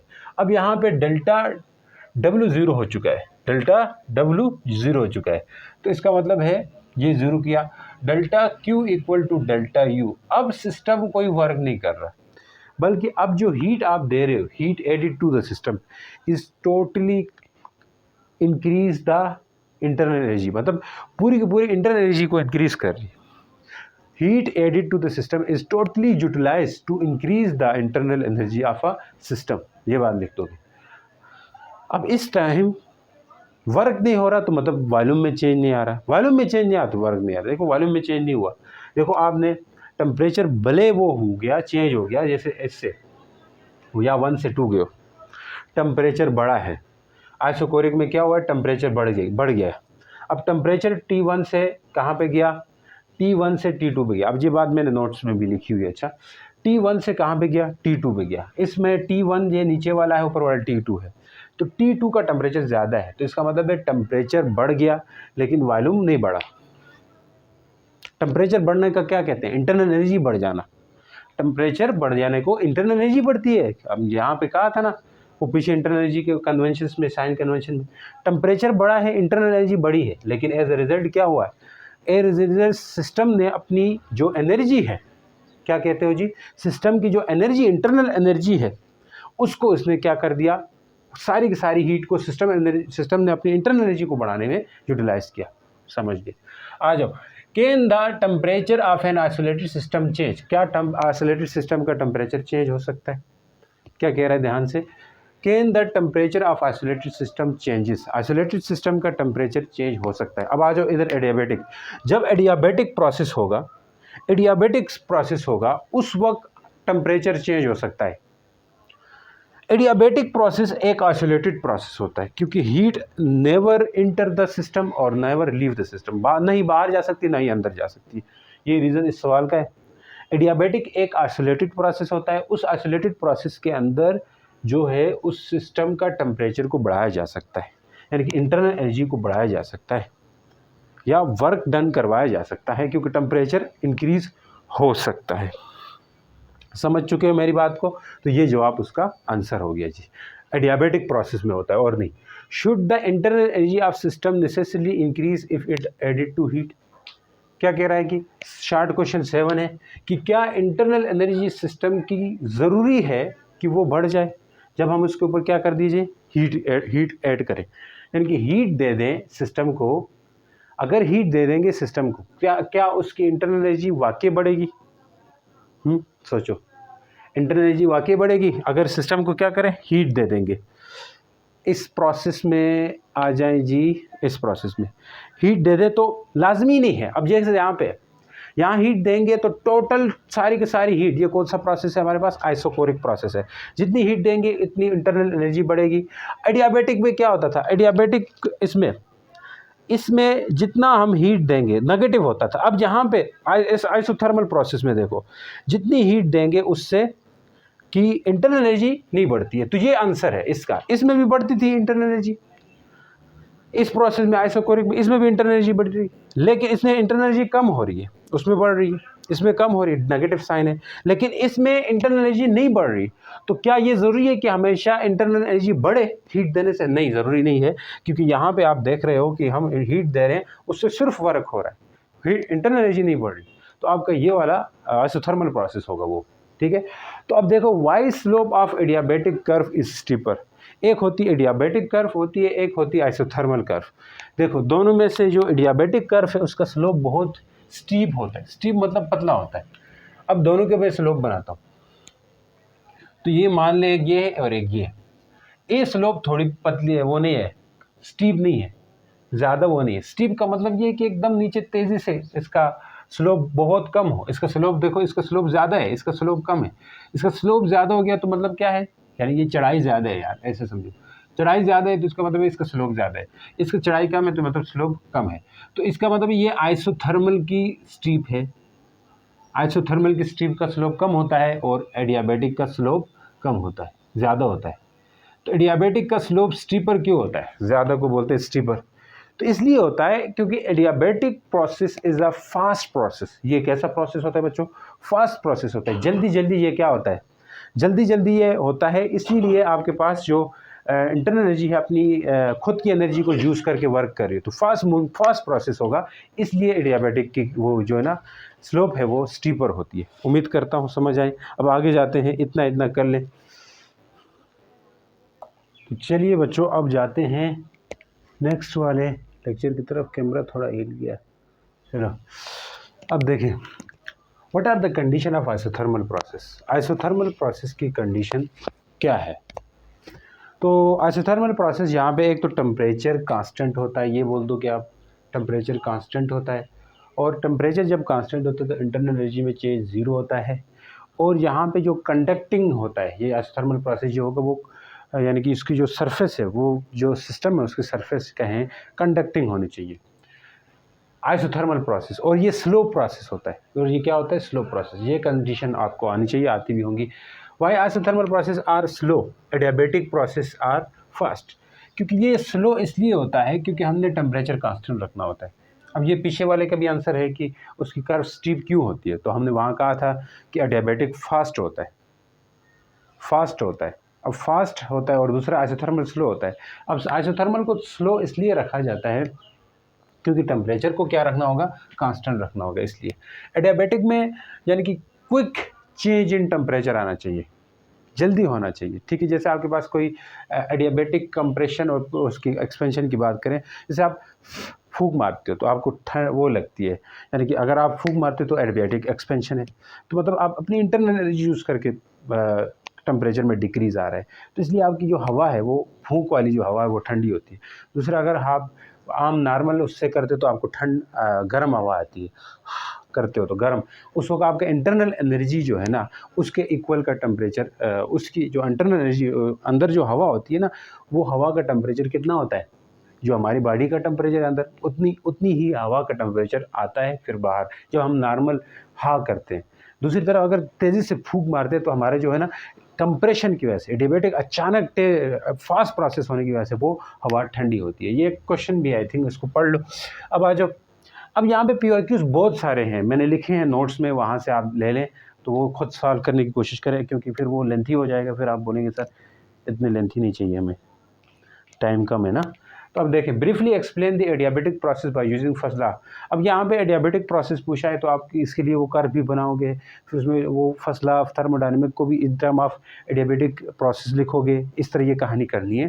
तो ये 2024 में था, तो क्या पता इसमें इस दफ़ा आइसोथर्मल प्रोसेस दे दे, कुछ भी दे सकते हैं, इसलिए इन प्रोसेस को करना है। अब आते हैं जी हीट इंजन।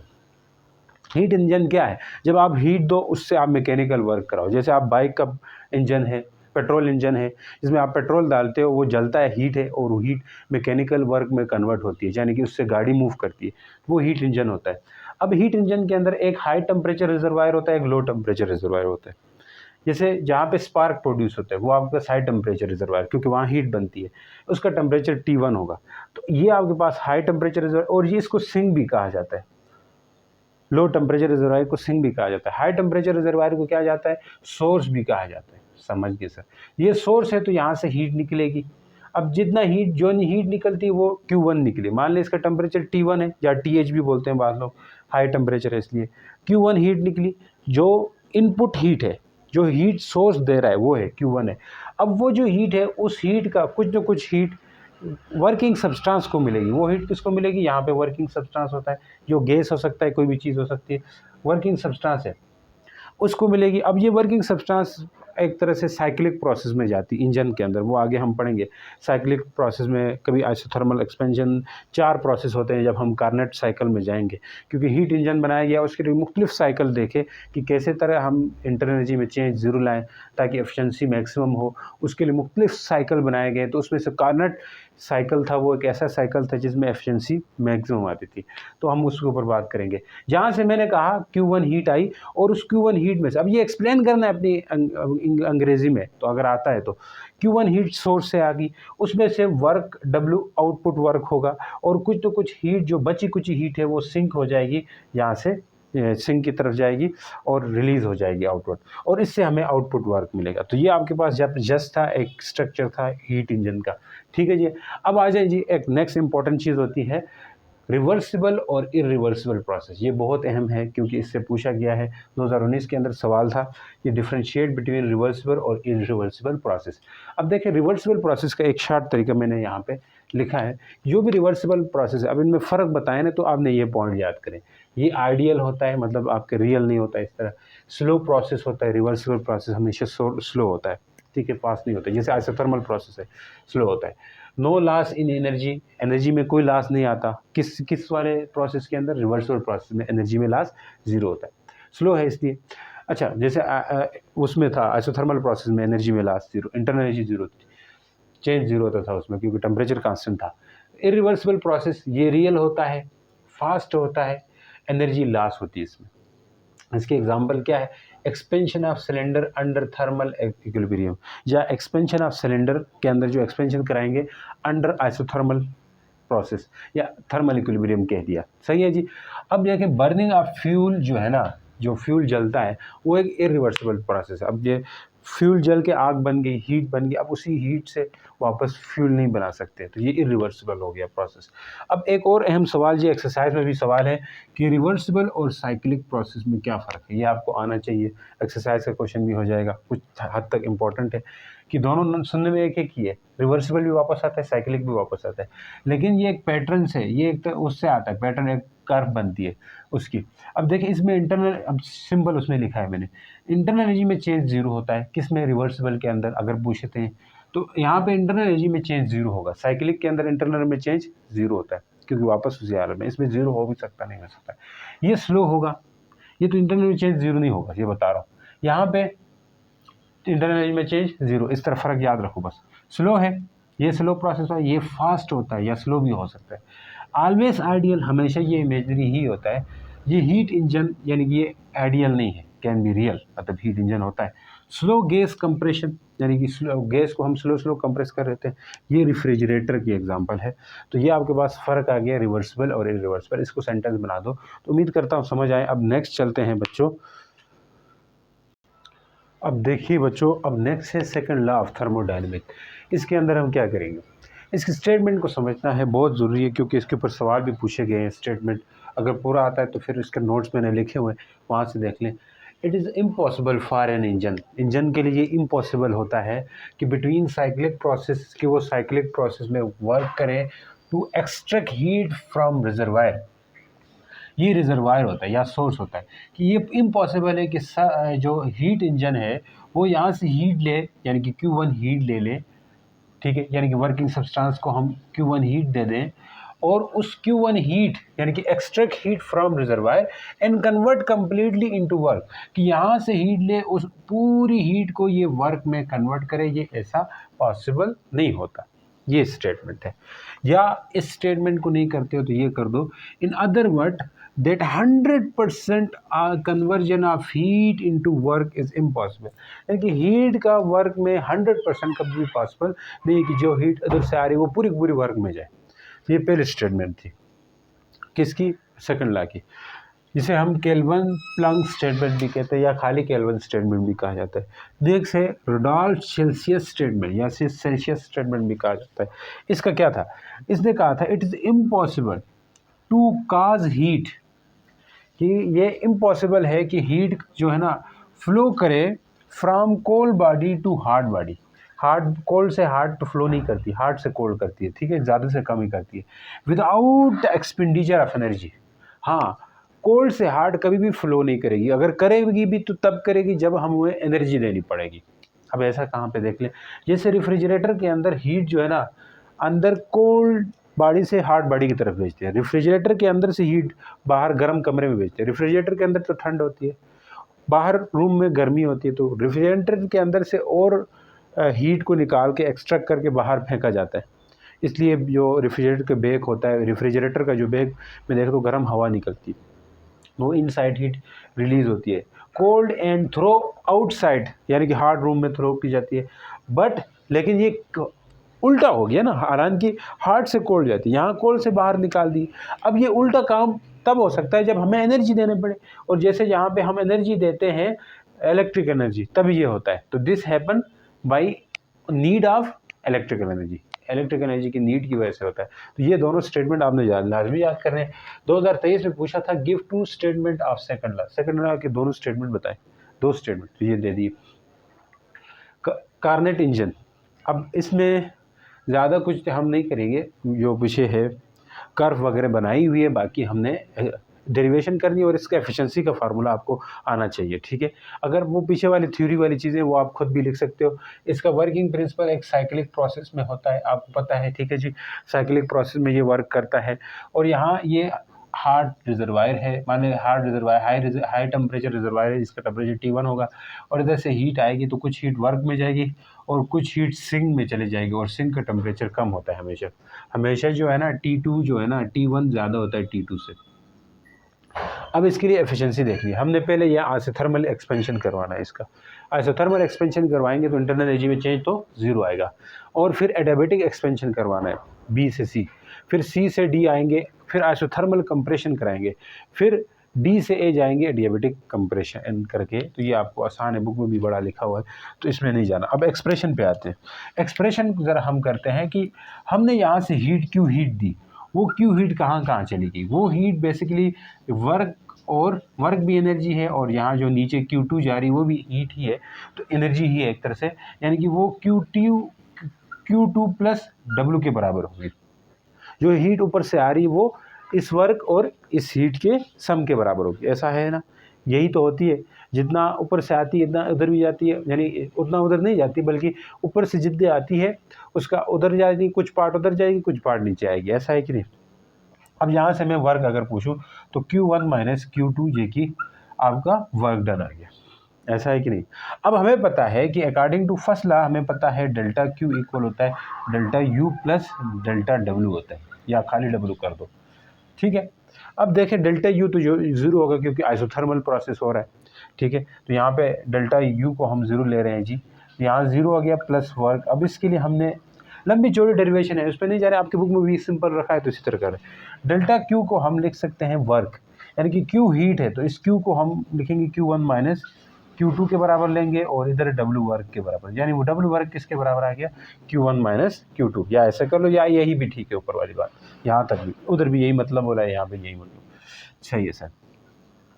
अब एफिशिएंसी होती है input energy, output energy divide by input, output divide by input होता है, ऐसा है कि नहीं। 100 मल्टीप्लाई करते हो तो वो परसेंटेज में आएगी। एफिशिएंसी आउटपुट क्या है, आउटपुट ये आ रही है, वर्क ये हो रहा है, आउटपुट वर्क जो है ना वो आउटपुट है, वो Q1 माइनस Q2 के बराबर होता है। तो आउटपुट वर्क है और इनपुट क्या है, Q1 है, तो Q1 रख देंगे। अब आउटपुट की जगह मैं क्या लिख सकता हूँ, यहाँ पे Q1 माइनस Q2 लिख सकते हैं, क्योंकि हमें पता है कि WAC के बराबर आया था यहाँ पे, तो एफिशिएंसी इक्वल हो जाएगी यहाँ से। अब Q1 को दोनों के नीचे लिख सकते हैं, Q1 बाई Q1 करेंगे माइनस Q2 बाई Q1 करेंगे, कटा कटा गया तो 1 माइनस Q2/Q1, इसी को हम लिख सकते हैं efficiency equal to 1 minus T2/T1। तो ये इस तरह भी लिख सकते हो, इस तरह। अब इस फार्मूले से रिलेटेड काफ़ी सारे PYQs क्वेश्चन आए हुए हैं, मैंने नोट्स में दिए हैं, वहाँ से भी देख लो। कुछ अति इम्पोर्टेंट हुआ मैं यहाँ पे करवा दूंगा आपको। तो अब चले बच्चों, क्वेश्चन PYQs है 2012 के अंदर, और PYQs मेरे नोट्स में दिए हुए हैं, वहाँ से देखना है आपने कि कार्नेट इंजन। अब ये कार्नेट इंजन की उससे रिलेटेड आपके पास क्वेश्चन है। तो उसमें हमने कहा था कि फार्मूला आया था एफिशिएंसी का, वो क्या था, 1 माइनस T2/T1 था, या 1 माइनस Q2/Q1 एफिशिएंसी कार्नेट इंजन के लिए। ये फार्मूला आपके पास दिया होगा, मसला नहीं है ऐसा। अब देखो, Carnot engine utilise an ideal gas at source temperature is this 227 degree, यानी कि सोर्स टेम्परेचर एक होता है सिंक टेम्परेचर। हमें सोर्स के टेम्परेचर को T1 कहते हैं, जो T1 है वो सोर्स टेम्परेचर कितना है, 227 डिग्री है। इसको आप क्या करें, प्लस करें। 227 को किसके साथ प्लस करेंगे जी, 273 के साथ, तो इससे लगभग 500 केल्विन आएगा, समझ गए। अब T2 सिंक टेम्परेचर 127 है, तो मुझे 127 को प्लस करना होगा 273, इससे 400 केल्विन आ जाएगा, समझ चुके हैं। अब इस तरह के क्वेश्चन एक्सरसाइज में भी है, वो आपने ट्राई करना है। Find the efficiency of engine, question आए तो सॉल्व कैसे करना है, इस फार्मूले से आते हैं, अक्सर आते हैं। Find the efficiency of heat engine, efficiency of engine निकालना है। आल्सो फाइंड द एफिशिएंसी निकालनी है, यानी कि एफिशिएंसी निकालनी है। Also find the input energy, input heat Q1 होती है, वो निकालनी है आपने। Also find the heat rejected to the sink, sink में जो हीट जाती है वो Q2 होती है, ये निकालना है। 3 चीज़ें निकाल दी, तो आपको काफ़ी सारा मतलब एक दुमदार किस्म का है। अब बड़ा आसान है कैसे आसान है, एफिशिएंसी निकालने के लिए 1 माइनस T2 क्या करते हैं, T1 करते हैं। Efficiency equal to 1 minus T2 क्या है, 400 डिवाइड बाई 500, 2 0 कट गए। 1 माइनस 4/5, इसको करोगे ना 0.2 आएगा, लेकिन इसको एफिशिएंसी को 100 से मल्टीप्लाई करो तो ये 20% आ गई, एफिशिएंसी आ गई। परसेंटेज के अलावा कितनी है, 0.2 है, परसेंटेज के साथ 20% है, तो पहले का आंसर हो गया। अब Q1 निकालना, तो बड़ा आसान है Q1 निकालना, क्योंकि एफिशिएंसी इक्वल होती है work divided by input heat.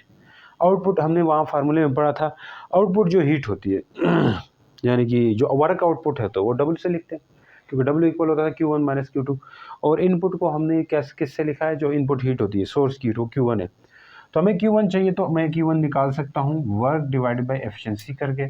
क्यों, ये वर्क कितना है बताओ, अब वर्क तो था ना, पता था ना, था पता है कि नहीं है, वर्क कितना दिया हुआ है जी, utilise and heat and sink work होना चाहिए, 1 मिनट, वर्क था 1000 है वर्क, ये इनपुट वर्क 1000 है, इधर यहाँ पे लिखना चाहिए था 1000 है, ये कितना है जी 1000 जॉल था। एफिशिएंसी कितनी है, 1000 डिवाइडेड बाई 0.2 कर दोगे, इसको डिवाइड कर देना, इसको डिवाइड करने तो 100 2 ऊपर चला जाएगा, 5 2 2 5 5000 आता है, थी 5000 जॉल। चेक करो, ये आपके पास क्या आ गई, इनपुट हीट आ गई। अच्छा जी, अब रिजेक्टेड जो हीट बाहर जा चुकी है वो निकाल दी, तो वो बड़ा आसान है, वो कैसे निकालेंगे जी, इधर आ जाए। Work equal to Q1 minus Q2 था, Q2 चाहिए तो इसको इधर करो, इसको इधर कर दे। Q2 चाहिए तो इधर से माइनस ही कर देनी होगी, जैसे आप करते होते थे ना, माइनस इधर लाए, तो ये होगा W plus Q2 equal to Q1, तो ये Q2 equal to Q1 minus Q2 है, ये वही हो गया फिर से। अच्छा, Q1 माइनस W कर देंगे, Q1 माइनस Q2 नहीं होगा, Q1 माइनस W, तो क्या होगा, Q1 कितना है, निकाले थे अभी 5000 और W कितना है 1000 आई थिंक, तो ये 4000 हीट जाए होगी, 1000 जॉल का हीट वर्क हुआ, यानी 1000 जॉल, 4000 जॉल। तो ये आपके पास क्वेश्चन था, समझ आ गया होगा। अब रेफ्रिजरेटर का समझते हैं जी, रेफ्रिजरेटर का जो आपने इंजन का काम, इंजन का था ना, उससे उल्टा है बिल्कुल। रेफ्रिजरेटर के लिए उसका रेसिप्रोकल ही समझो, रेसिप्रोकल ही समझो, ऐसे नहीं चलेगा, पेपर्स आगे हैं। किसका है जी, रेफ्रिजरेटर का। कोफिशिएंट ऑफ परफॉर्मेंस देखनी है, या एनर्जी रेशियो ऑफ रेफ्रिजरेटर, ये अहम है, ऊपर वाली चीज़ें आप लिख लोगे थ्योरेटिकल। अब देखो वहाँ पे हम क्या करते थे एफिशिएंसी के लिए, इसके लिए एफिशिएंसी नहीं होती, कोफिशिएंट ऑफ परफॉर्मेंस यूज़ करते हैं वर्ड एफिशिएंसी की जगह, ठीक है जी, और ढक्कन गया, कोफिशिएंट ऑफ परफॉर्मेंस यूज़ किया जाता है। तो कोफिशिएंट ऑफ परफॉर्मेंस या एफिशिएंसी, वहाँ पे एफिशिएंसी को हम क्या करते थे, आउटपुट वर्क था, इनपुट जो है ना Q1 था, यहाँ पे जो आउटपुट वर्क है, यहाँ पे जो आउटपुट वर्क है, अब देखो यहाँ पे होता क्या है, हीट सिंक से ली जाती है, हॉट बॉडी से, ये कोल्ड बॉडी से ली, नीचे कोल्ड है, इधर से हीट जाएगी और बाहर से इलेक्ट्रिकल एनर्जी दी जाएगी, तो यहाँ से बाहर फेंकी जाएगी हीट, ऐसा है कि नहीं। तो उल्टा काम करना है, जैसे यहाँ W/Q1 था यानी सोर्स, अब सोर्स यहाँ पे क्या है, यहाँ से हीट आ रही है, वो आपके पास Q2 है, तो हम इसलिए Q2 डिवाइड बाई, और जा के दर W करेंगे, Q2/W जैसा है वो है उसका उल्टा करेंगे, लेकिन यहाँ पे Q1 था तो यहाँ पे Q2 है, क्योंकि यहाँ पे हीट जो है ना कोल्ड रिजर्वायर से हार्ड रिजर्वायर जा रही है, कोल्ड रिजर्वायर से हार्ड रिजर्वायर जाती है, समझ गए। अब इस फार्मूले को हमें फिर W उसी तरह होगा, हमारा Q2 होगा, W को हम Q1 माइनस Q2 लिखेंगे, एक फार्मूला ये होता है। कोफिशिएंट ऑफ परफॉर्मेंस आपको दे देंगे, इनमें से कोई एक फाइंड करने के लिए दे सकते हैं, या कोफिशिएंट ऑफ परफॉर्मेंस फाइंड करने के लिए भी दिया जा सकता है, ये दोनों देके तो ऐसे क्वेश्चन कर लोगे आप। अब अगर इसको टेम्परेचर के लिहाज से लिखें तो वो भी लिखा जा सकता है, Q2 की जगह T2 करेंगे, क्योंकि हमें टेम्परेचर और हीट डायरेक्टली प्रोपोर्शनल होती है, टेम्परेचर और हीट डायरेक्टली प्रोपोर्शनल है, Q1 के डायरेक्टली प्रोपोर्शनल होगा T1 और Q2 के डायरेक्टली प्रोपोर्शनल होगा T2, तो मतलब जहाँ Q1 है वहाँ T1 लिख सकते हैं, यहाँ Q2 है वहाँ पे T2 लिख सकते हैं, तो यहाँ Q2 है तो T2 लिखा, यहाँ Q1 है तो T1 लिखा, यहाँ Q2 है तो T2 लिखा, तो ये फार्मूला आपको याद हो। अब इस फार्मूले से रिलेटेड क्वेश्चन आया था 2019 के अंदर, आपको भी आ सकता है।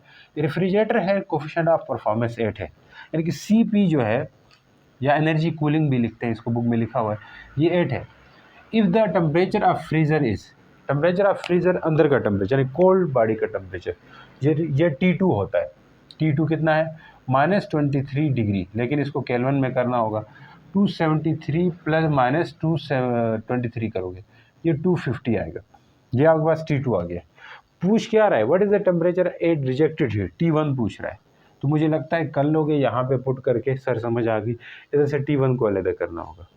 कैसे करेंगे, CP की जगह 8 लिखा, इधर क्या करेंगे, ये 250 करेंगे, नीचे T1 माइनस 250 किया, आसान है, इसको इधर फेंक दो, 8 इंटू T1 माइनस 250 कर दोगे जी, इधर क्या आएगा 250, अब 8 को डिवाइड करो, T1 माइनस 250 और इधर होगा 250 डिवाइड बाई 8, अब अलग कर सकते हो आप, ये डिवाइड करो, जो फिर आ गया इसको इधर लेके जाके प्लस कर देंगे, तो आसान था।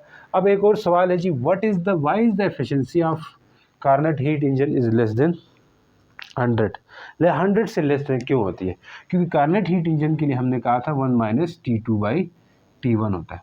अब देखिए T1 हमारे पास कोल्ड रिजर्वायर का टेम्परेचर था, कि अगर एफिशिएंसी कब होगी, ये चीज़ 0 हो जाए, 100% तब होगी ना, बाहर मल्टीप्लाई बाय 100 होता है, अगर ये टर्म 0 हो जाए, ये टर्म 0 कब हो सकती है, सोचो ज़रा, अगर इन दोनों में से ऊपर वाला 0 हो जाए। अब ऊपर वाला क्या चीज़ है, ऊपर वाला 0 क्या है, ऊपर वाला आपके पास T2 क्या है, बताओ ना, भूल गए, देखो ज़रा भूल गए होंगे, मुझे याद है, मुझे ऐसा लगता है T1 है T2 है, तो ये नीचे वाला जो है ना T2 होता है और ये ऊपर वाला T1 देता है।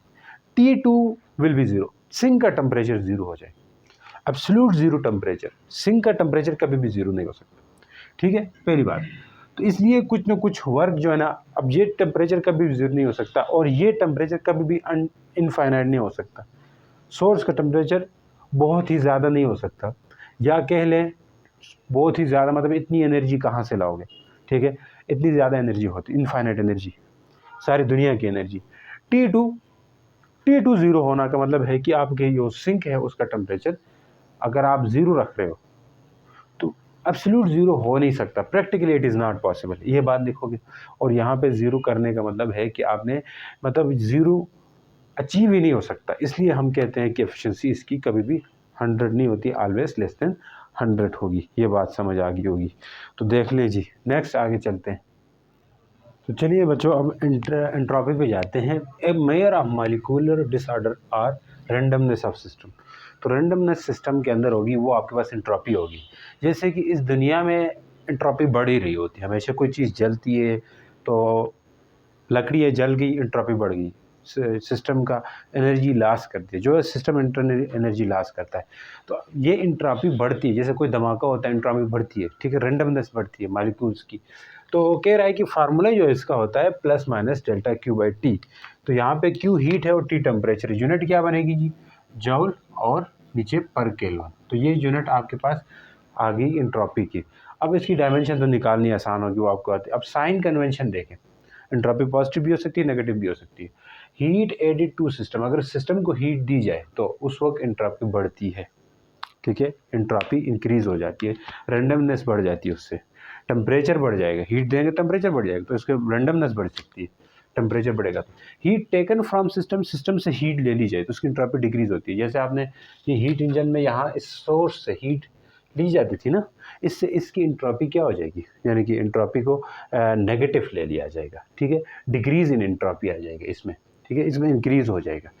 अब ये चीज़ यहाँ पे नेगेटिव ले ली जाएगी, जब आपका सिस्टम से हीट ले ली जाएगी तो एंट्रोपी को नेगेटिव ले लेना है। मेल्टिंग ऑफ आइस, अब आइस मेल्ट होते वक्त हीट हम देते हैं तो उस वक्त एंट्रोपी को पॉजिटिव ले लेंगे। अब इसी तरह फ्रीजिंग ऑफ आइस करें, आइस को फ्रीज करते हैं तो हम देखो मेल्टिंग करने से उस आइस के, वैसे आइस जो होता है उसके अंदर उसके मॉलिक्यूल्स एक प्रॉपर स्ट्रक्चर में होते हैं। आपको आइस का स्ट्रक्चर पड़ा होगा केमिस्ट्री वगैरह में, जब उसको हीट दे तो वो स्ट्रक्चर टूट जाता है, तो उसकी रेंडमनेस बढ़ती है, तो एंट्रोपी भी क्या होगी? पॉजिटिव। दूसरी तरफ अगर फ्रीज करते हैं तो पानी को फ्रीज करने से वाटर के मॉलिक्यूल एक हेक्सागोनल शेप में अरेंज होते हैं, तो उस वजह से उसकी जो एंट्रोपी होगी वो आपके पास नेगेटिव होगी, यानी कि हीट, यानी कि उस वक्त हीट एक्सट्रैक्ट की जाती है, हीट एक्सट्रैक्ट की जाती है। जैसे फ्रिज के अंदर रखते हो तो फ्रिज पानी से हीट एक्सट्रैक्ट करता है, फिर वो बर्फ़ बनती है, समझ गए? इस तरह ये आप एंट्रोपी नेगेटिव आ जाएगी। अब डिग्रेडेशन ऑफ एनर्जी है, डिग्रेडेशन ऑफ एनर्जी, एनर्जी हमेशा डिग्रेडेट होती है, मतलब उसकी हमेशा एनर्जी एंट्रोपी बढ़ती है नेचुरल प्रोसेस के अंदर। जो भी नेचुरल प्रोसेस होगा उसके अंदर एंट्रोपी हमेशा इंक्रीज़ होती है, नेट इंक्रीज़ आता है, नेट चेंज इंक्रीज़ आता है, हमेशा नेचुरल प्रोसेस के अंदर एंट्रोपी इंक्रीज़ होती है। जैसे आप देखें यहाँ पे एक चीज़ फ्रीज़र को लेके, यहाँ पे हमने कहा था एंट्रोपी डिक्रीज़ होती है, एचटीआर में एंट्रोपी क्या होगी? डिक्रीज़। वो कितनी टाइम होगी? Q1/T टाइम होगी। और इंक्रीज़ होगी एंट्रोपी कहाँ पे? एलटीआर में, लो टेम्परेचर रिजर्वायर पे, जो कि Q1/T2 होगी, समझ गए? अब इनका नेट निकालना है। डिक्रीज़ के यहाँ इंक्रीज़ कैसी होगी? डिक्रीज़ कैसी होगी? हीट यहाँ से एक्सट्रैक्ट की जाती है, जिससे हीट ली जाती है, हीट टेकन फ्रॉम सिस्टम हो रहा है जी, उस वजह से यहाँ नेगेटिव है, यानी कि डिक्रीज़ हो रही है। यहाँ heat added to the system, यानी कि एलटीआर में, लो टेम्परेचर रिजर्वायर में हीट मिल रही है, तो इसका मतलब है ऐड हो रही है, तो इसका मतलब है यहाँ पे एंट्रोपी बढ़ रही है। तो अब ज़रा नेट निकालने के लिए क्या करोगे? हाई, यानी कि यहाँ इंक्रीज़ माइनस डिक्रीज़, ये इंक्रीज़ है नीचे वाला, इसको माइनस किया डिक्रीज़ से, तो ओवरऑल पॉजिटिव आएगा, इंक्रीज़ ही आएगा। तो इसलिए हम ये क्या करते हैं, एंट्रोपी एज ए रिज़ल्ट बढ़ती है किसी भी प्रोसेस के अंदर। लेकिन याद रखें, लेकिन एक अगर साइक्लिक प्रोसेस होगा उसमें एंट्रोपी ज़ीरो हो जाती है। जैसे आपके पास ये है, does the entropy increase in Carnot engine for each cycle, तो इसमें कंप्रेशन, पहले एक्सपेंशन होगा, उस वक्त एंट्रोपी बढ़ेगी, फिर कंप्रेशन करेंगे तो उस वक्त एंट्रोपी डिक्रीज़ होगी। As a result net change in entropy zero आता है फॉर अ साइक्लिक प्रोसेस। उम्मीद करता हूँ समझ आ गई। अब इसको थोड़ा हल्का टच दे के ले गए, वरना उसमें डिटेल में जाए तो चैप्टर भी लेंथी होगा, वीडियो भी लेंथी हो जाएगी, ठीक है। तो अब इसके बाद की जो चैप्टर्स हैं इंशाल्लाह उसके अंदर आप कुछ जस्ट क्वेश्चन बतलाएंगे, ठीक है, तो स्लाइड वगैरह बना के मैं आपको बतलाऊँगा, क्वेश्चंस वही वाले करने हैं, ठीक है। तो इंशाल्लाह फिर तैयारी आपकी अच्छी से हो जाएगी, उम्मीद करता हूँ। तो फिर मिलते हैं नेक्स्ट उस वीडियो के अंदर, उसके बाद शायद ही हम सेकंड ईयर में मिल जाएं, ठीक है जी।